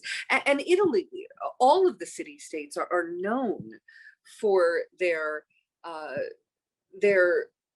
cultivation of the arts and of philosophy and mathematics and all those things that we think of as having brought about this current stage of enlightenment that we're experiencing. I would like to know, since you are a person with the education and taste to appreciate philosophy and political science, what great thinkers have most influenced your worldview? Personally, I must say Niccolo Machiavelli has been one of the greatest thinkers particularly in politics, because he, unlike many, can see multiple eyes at things. His native land is mine, being Florence, and, well, Florence being specifically where I was born, and is our capital, but he lived there at the time before it became the Grand Duchy that we are today. And he saw multiple different ways. In the book that most people would know him for, he talks of strength in monarchy and solidifying chaos through the iron grip. Now, there are also other books that he's written that praise a more free and a more intellectual pursuit of governing, not resting in the hands of a single man or a single family, but of the collective of the people. Might not necessarily be every poor pauper that you see on the street, but every learned man having some say. And harkening back to the days when Florence was a republic. That is decades and decades ago at this point when we actually had a republic, but Machiavelli did see at least part of it and did write of it. And he could see the balance between the two. Additionally, I am more interested in the ancient philosophers of Aristotle and Plato and learning of their ways of things, because it's just simply fascinating. I can't remember which of them, if it was one of them or Socrates, that talked about the allegory of the caves, which... That would be Plato. Plato, thank you. But essentially it is people who are so used to being slaves, have no idea what to do with freedom, and relish in their chains, given the opportunity to have them off for even a moment. So it is fascinating, because I've heard, especially in England, but throughout Europe, the notion of the great chain connecting the Almighty down to the dirt, and every person upon it having a very specific place. I'm fortunate that through luck and circumstance, I was able to climb that to match what I could have been if I were born legitimately. So it is fascinating. I, to this day, try to learn everything that I can about ruling my lands and being the most effective administrator I can and the most effective soldier I can, just so that I know that with the freedom, with the liberty, and with the privileges that I've been given, that whenever I do, I will know how to use them most effectively. Now, at this time, I'd like to open this up. If any of the judges have any further questions they'd like to ask, please unmute yourself. We only have about 3 minutes left, so try to do it quickly if you have questions. All right. So if any of you do have questions, feel free to interrupt me. That won't be a problem. I'm sorry, I had a little trouble unmuting. Oh, sure. Go ahead.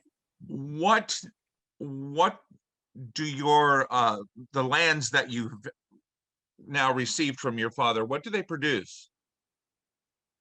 Predominantly, we're just a humble agricultural area. We don't produce all that much in terms of mining or gold or anything of that value here. We manufacture very little, and predominantly we are agricultural, some beef, some cattle, some a little bit of forest, but mostly grain. That would be the biggest thing that we produce. Though predominantly I just let my exchequers and them handling the farmers and figuring out all of that. As long as the income comes in and as long as I can feast at my table, I don't really care what my land makes. Thank you. Do we have any other questions from judges?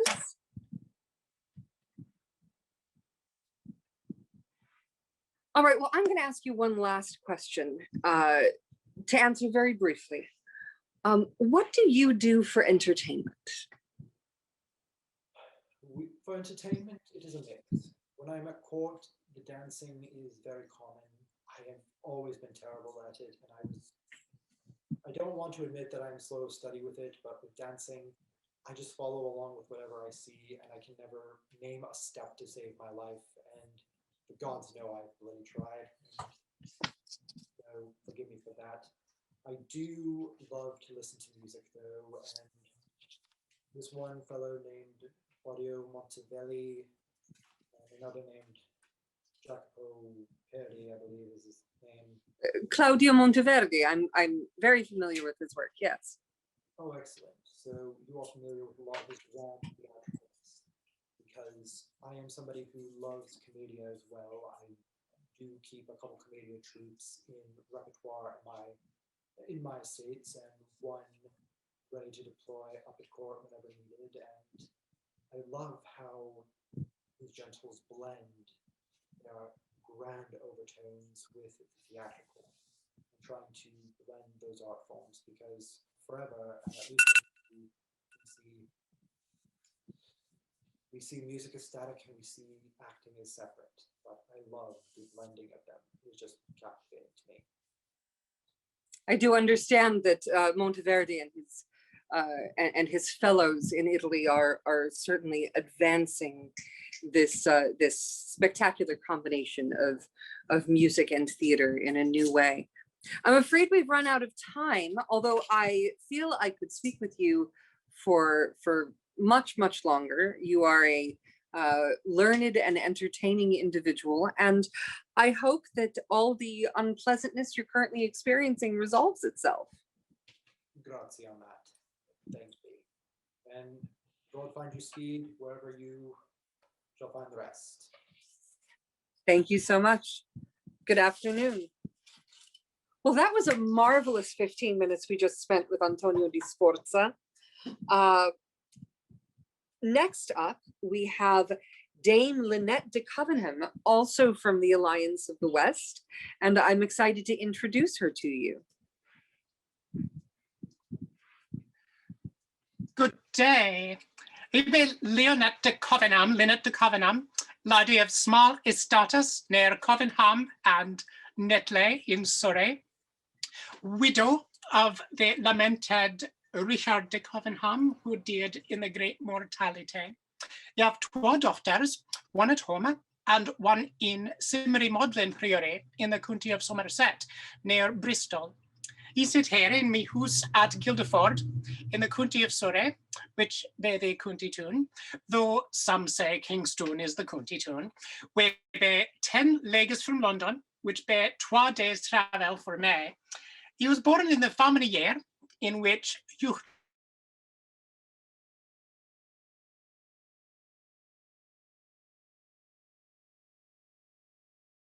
and in the year in which Norwich Cathedral first had its marvellous clock, and where in Norwich, Mother Julian the Anchoress sitteth in her cell.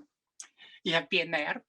So that year was 70 years before the great mortality. So you have been alive 14 years.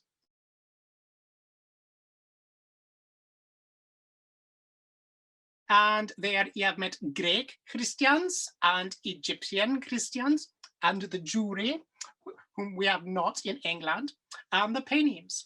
And so here you are. Well, it's lovely to have you with us. You speak with a lilt that is unfamiliar to me. So if I occasionally need a little bit of clarification, I hope you won't mind. It's a beautiful sound to the way you speak, but definitely foreign to my ears. Now tell me, where do you live currently? We have a house here in Guildford by the River Way in the country of Surrey. We have apartments in an inn called the Tabard Inn in Southwark, London town. And we have as well a manor house at Littleworth, hard by Covenham or Cobham, here in the country of Surrey. I see. Are you married? Do you have a family? He be sadly widowed. He had a husband, Richard de Covenham, but he did in the great mortality when so many did here in England. And he have a daughter Ursula, and Ursula have 5 and 10 years, 15 years. And Angelica had a full score of years, bless her, and she is a scholar there at the nunnery.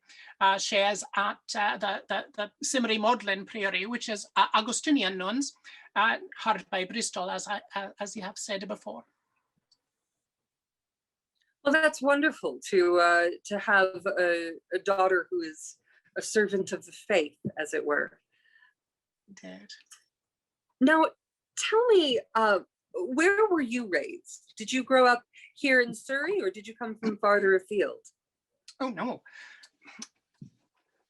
You are in Stoke Dabernon. My mother was Dabernon, and my father were no.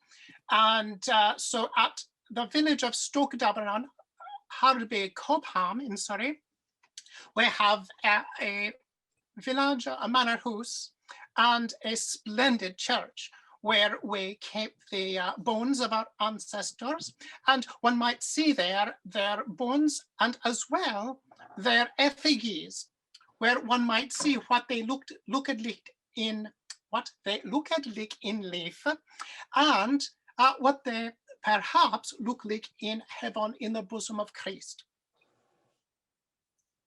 I see. So tell me, what sort of an education did you have growing up? You know, I have been taught seneschal, that is the science of being a seneschal of my husband's status.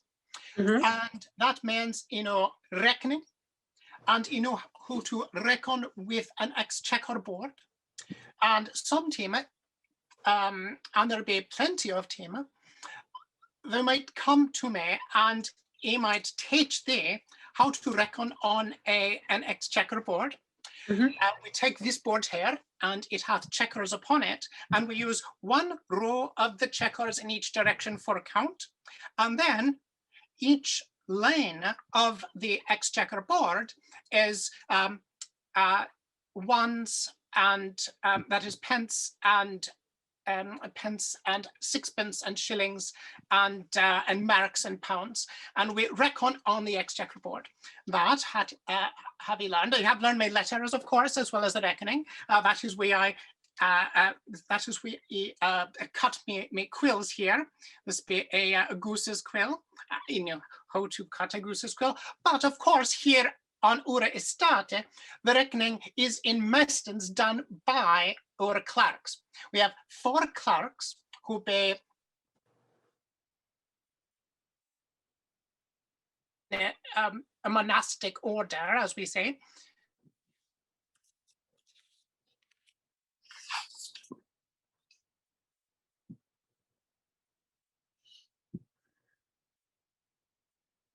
They were educated to be laddie of an estate, so it have been educated in me letters, in me holy office, in prayers like the Ave and the Paternoster.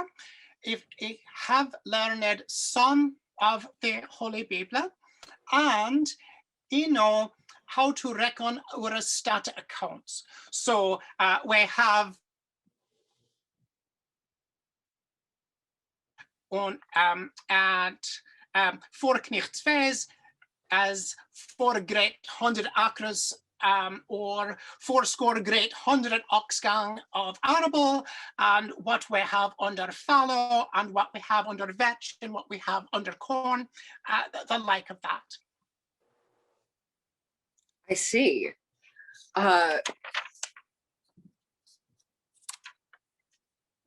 Tell me, you told me earlier about your husband, who I was sad to hear is no longer with us.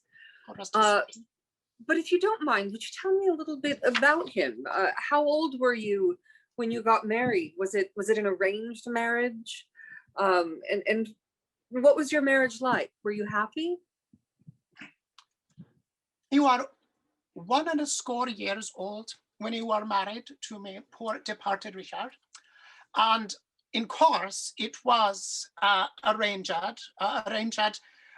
be as it happened, be the abbot of Chertsey Priory, for he was our feudal overlord. And it was in his responsibility to arrange for me to wed, and he arranged in order to make peace between the Dabernon family and Richard's family, the Cobdenham family. It was not a great success. We are not close friends, and to this day, I am constantly plagued by the Dabernons and by Chertsey Priory, although of course it is not the same abbot as it was in my youth. The old abbot had finally died, and they do plague us, and we must constantly go to London. We must constantly go to court in order to ensure that they do not take liberties with our land. That's unfortunate. It is unfortunate indeed. One might live in peace, in God's peace with one's neighbors. But we were very pleasantly married for 6 years before the mortality. And we did have our children in course in that time. But I suppose you're very lucky to have at least been able to grow a sizable family in such a brief period. How many children do you have? We have 12 kinder. We have 12 daughters. How old are they? One, as I said, have a full score of years. That's right, I remember. and t'other, but 5 and 10. I see. So are you starting to look at arranging marriages for the younger daughters? He wanted to arrange a marriage for Angelica, the eldest. He wanted her to marry, but she would have none of it. She is not a marrying lady, she said, when she was a damsel. He hoped for many years that we might marry her to a nobleman of this country, but she would have none. And in course, he would not put her under duress. So we wanted her to go to Barking Abbey. The very best girls go to Barking Abbey. And in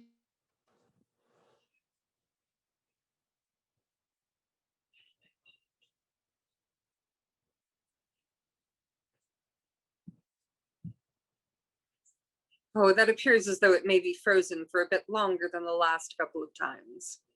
Hopefully we'll get her back. While we're waiting for her to hopefully return to us, judges, if you have any questions, queue them up for when she comes back to us. I'm going to give it another 30 seconds or so. Hopefully she'll be able to reestablish her connection with us.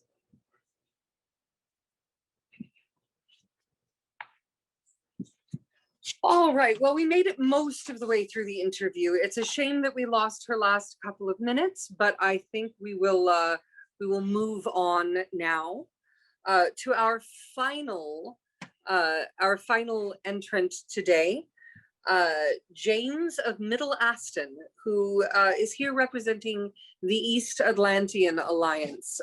James, would you come join us? Hi. Greetings. It's good to see you, James. Will you made it back so she can entertain a few more questions from the judges and possibly myself. So I'd like to invite her back for just a few more minutes. Gramercy, madam, gramercy. It's good to see you again. I'm sorry that we lost you earlier. Now, let me start by asking the judges if they have any questions they'd like to ask. All right. I don't hear any immediate response. So I'm going to go ahead and ask you a couple more questions. One moment. So tell me about food where you live. What is your diet like, and is it varied, or is it very very consistent all the time? Well, we farm mutton and beef, and of course we eat our own mutton and beef, and we farm swine, the hogs, so we eat our own swine as well. But of course, meat is not our only dish here. We have fish ponds, for we have fast days when we may not consume flesh. And so for the consumption on ember days, we have fish ponds where we have carp and tench and other pure water fishes. Not far from here in Guildford is the River Wye, and we take fish from the River Wye as well, such as trout. And closer to London, the fishmongers will have sailfish, and also, and we go down the River Arun, which be not far away, we come to Arundel, and in Arundel the fishing boats play, and they play for also for sailfish, in particular for salmon. So we have the salmons as well. We have, of course, we have our bread, and our bread is made from our wheat, and in sometimes from our barley in years when the wheat corn faileth. And we have our barley also for, of course, for making our ale. And our ale is made from our own barley in our own brewery by our own alewife. And so we have our meat, or bread, and of course, or bear. And for that, I am a great and wealthy lady. We also have wine, and our wine cometh from the Grey Friars. The Grey Friars are on t'other side of Guildford, on a hill called the Hog's Back, and they farm grapes there. Although the grape harvest has been failing in recent years, and some get their wine from Guyenne in France. Although with the wars in France, the French wine is harder to bring across the French Sea, but it is much better wine. So for special days, we have French wine rather than the wine from the Grey Friars. Fascinating. So it sounds like you actually have a varied and interesting array of foods available to you. Now, I understand one of our judges has a question for you, so I'd like to make space for him to ask. Are you musical at all? Do you enjoy music? I am not musical. I sing in the church, of course, and I sing me prayers, but I have not an ear for music. My older girl, Angelica, she is very, very musical, and they are in Bristol in the nunnery. She singeth in the choir, of course. Oh, okay. Thank you. Thank you so much for joining us once more and answering a few more questions for us. It has been marvelous to have you and all of the other guests. I think this has been a fascinating and informative afternoon, and I hope that you all have had a wonderful time today. At this time, I'm going to thank you all for attending, and we're going to go ahead and end the broadcast.